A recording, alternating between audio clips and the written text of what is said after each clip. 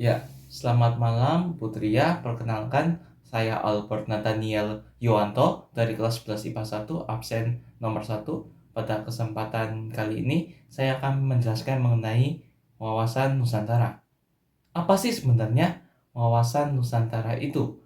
Wawasan Nusantara adalah konsep pemahaman mengenai keberagaman wilayah, budaya, sumber daya alam, serta potensi Indonesia sebagai negara kepulauan yang luas. Nah, dalam wawasan Nusantara sendiri juga dibagi menjadi 7 subbab secara garis besarnya. Pada subbab pertama ini, saya akan menjelaskan mengenai aspek alamiah.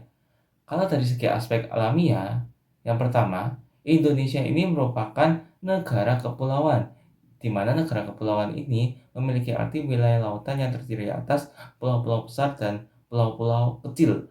Lalu yang kedua, ada konsep manunggalnya wilayah daratan, wilayah lautan dengan wilayah udara.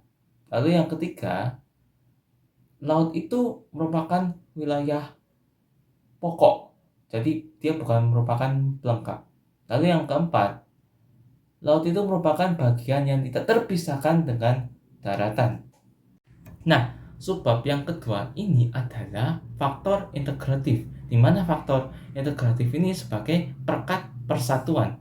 Ada 6 faktor integratif yang mempengaruhi perekat persatuan ini. Yang pertama adalah Pancasila, yang kedua adalah Undang-Undang Dasar Negara Republik Indonesia tahun 1945, yang ketiga adalah Lagu Kebangsaan Indonesia Raya, yang keempat adalah Sang Saka Merah Putih, yang kelima adalah Sumpah Pemuda, dan yang keenam adalah Bahasa Indonesia. Nah, subbab yang ketiga adalah patriotisme, di mana patriotisme ini merupakan sikap sudi mengorbankan diri demi kejayaan bangsa, negara, dan tanah air. Ciri-cirinya patriotisme sendiri dibagi menjadi 5. Yang pertama adalah cinta tanah air. Lalu yang kedua adalah rela berkorban demi kepentingan bangsa dan negara. Yang ketiga adalah menempatkan persatuan, kesatuan, dan keselamatan bangsa dan negara di atas kepentingan golongan dan pribadi. Yang keempat adalah sikap pembaharuan, dan yang kelima adalah tidak kenal menyerah. Nah, subbab yang keempat ini adalah di bidang hankam. Hankam di wawasan Nusantara ini dibagi menjadi 2 konteks. Yang pertama adalah ancaman yang ada di tiap daerah pada hakikatnya juga merupakan ancaman bagi bangsa dan negara.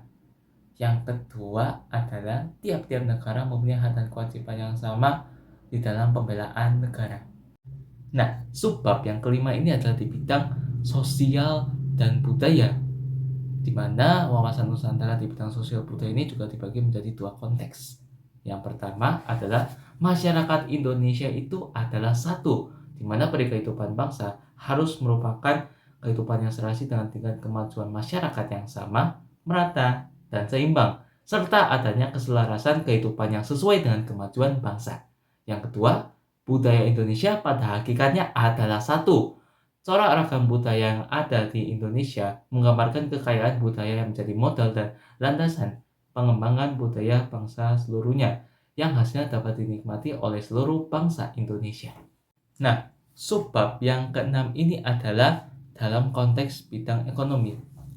Wawasan Nusantara dalam bidang ekonomi ini dibagi menjadi 3 konteks. Yang pertama, kekayaan di wilayah Nusantara baik potensial maupun efektif adalah modal dan milik bersama bangsa. Kehidupan sehari-hari harus tersedia merata di seluruh wilayah tanah air. Lalu, konteks yang kedua, tingkat perkembangan ekonomi harus serasi dan seimbang di seluruh daerah, tanpa meninggalkan ciri-ciri yang khas yang dimiliki oleh setiap daerah-daerah dengan mengembangkan ekonominya. Lalu, yang ketiga, kehidupan perekonomian di seluruh wilayah Nusantara merupakan satu kesatuan ekonomi yang diselenggarakan sebagai usaha bersama, berdasar atas kekeluargaan dan ditunjukkan bagi kemakmuran rakyat. Nah, subbab yang ketujuh ini, dan ini merupakan subbab yang terakhir, yaitu adalah di bidang politik. Wawasan Nusantara di bidang politik ini dibagi menjadi 7 konteks. Yang pertama, keutuhan wilayah nasional dengan segala isi dan kekayaannya merupakan satu kesatuan wilayah, wadah, ruang hidup, dan kesatuan mitra ke seluruh bangsa, serta menjadi modal dan milik bersama bangsa. Lalu, yang kedua, bangsa Indonesia terdiri atas berbagai suku yang berbicara dalam berbagai bahasa daerah, memeluk dan meyakini berbagai agama, dan kepercayaan terhadap Tuhan Yang Maha Esa harus merupakan satu kesatuan yang bulat dalam arti yang seluas-luasnya. Yang ketiga, secara psikologis, bangsa Indonesia itu harus merasa satu, senasib, sepenanggungan, sebangsa, dan setanah air, serta mempunyai satu tekad dalam mencapai cita-cita bangsa. Yang keempat, Pancasila itu merupakan satu-satunya falsafah serta ideologi bangsa dan negara yang melandasi, membimbing, dan mengarahkan bangsa menuju tujuannya. Lalu yang kelima adalah kehidupan politik di seluruh wilayah Nusantara merupakan satu kesatuan politik yang diselenggarakan berdasarkan Pancasila dan Undang-Undang Dasar Negara Republik Indonesia tahun 1945. Yang keenam, bahwa seluruh kepulauan Nusantara merupakan kesatuan hukum, dalam arti bahwa hanya ada satu hukum yang mengabdi dalam kepentingan nasional. Yang ketujuh adalah bangsa Indonesia itu berdampingan dalam bangsa lain, ikut menciptakan ketertiban dunia berdasarkan kemerdekaan, perdamaian abadi, dan keadilan sosial melalui politik luar negeri bebas aktif, serta diabadikan untuk kepentingan nasional. Itu adalah video presentasi dari saya mengenai wawasan Nusantara. Terima kasih Putri telah menyaksikan video ini, dan mohon maaf sebesar-besarnya bila ada kata-kata yang kurang jelas ataupun informasi dalam presentasi ini yang kurang jelas dalam video ini. Sekian dari saya Putri, terima kasih.